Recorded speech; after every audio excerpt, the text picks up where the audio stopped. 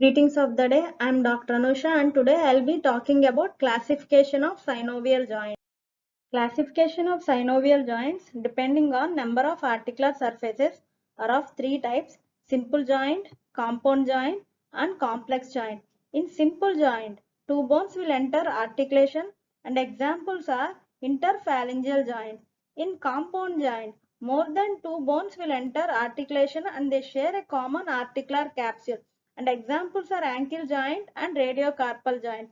When it comes to complex joint, the joint cavity is divided into two compartments with the help of articular disc and examples are knee joint and sternoclavicular joint. Classification of synovial joints depending upon number of axes are of three types: uniaxial, biaxial and polyaxial. In uniaxial type of synovial joint, only 1 degree freedom of movement is permissible. The movements may take place in either of the axes, that is in vertical axis, transverse axis or anteroposterior axis.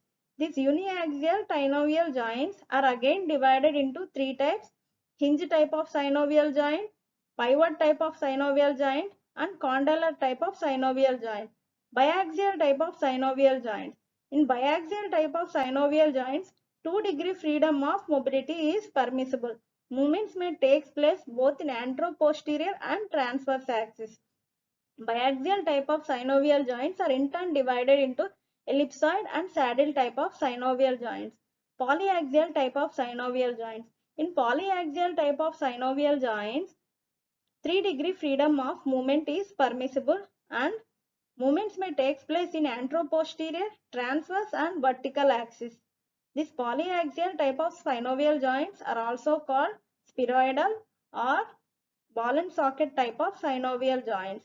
Plane and gliding type of synovial joints where one bone will glide over the other bone. Hinge joint. It is a type of uniaxial joint, so there is only 1 degree freedom of movement. Hinge joint moves around in transverse axis and the movement that takes place around transverse axis is flexion and extension. The articular surfaces curve like a cylinder and other surface is reciprocally curved. Examples are interphalangeal joints of fingers and toes, elbow and ankle joint. Pivot joint. In pivot joint, movements takes place on vertical axis and the action that is taking place is rotation.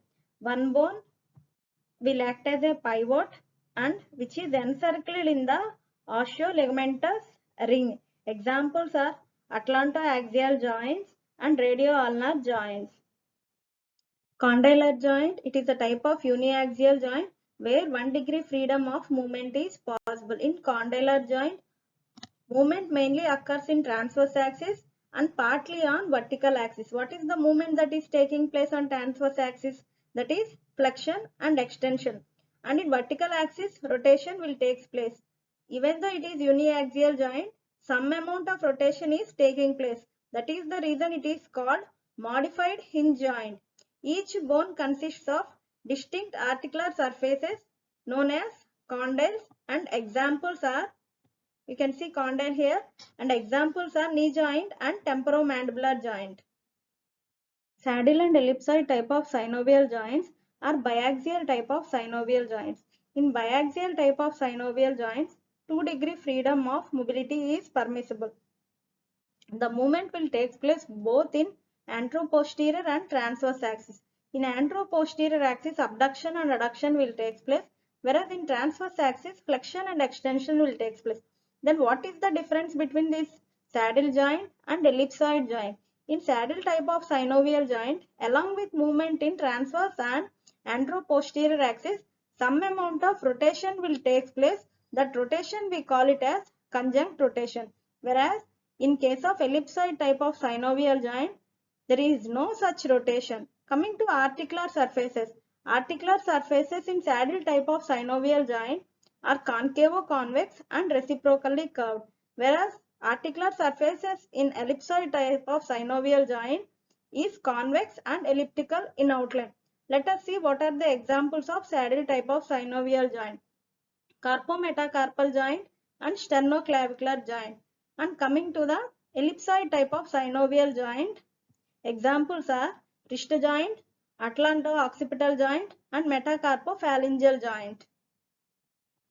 Polyaxial type of synovial joints. In polyaxial type of synovial joints, 3-degree freedom of movement is permissible and movement will take place in anteroposterior, transverse and vertical axis. Morphologically, these polyaxial joints are also called ball and socket or spheroidal joints. They are called spheroidal because the spheroidal head will fit into the socket of other bone. And examples of these ball and socket joints are shoulder joint and hip joint. In body, there are restricted ball and socket joint. What are these restricted ball and socket joints? Even though there is 3-degree freedom of movement, they are restricted. Examples of such joints are talocalcaneonavicular joint, articulation between incus and stapes. Gliding type of synovial joints. In gliding type of synovial joints, articular surfaces are flat and produce gliding movements in various directions. Examples of gliding joints are intercarpal joints, intertarsal joints, and joints between process of vertebra. These are also called facet joints.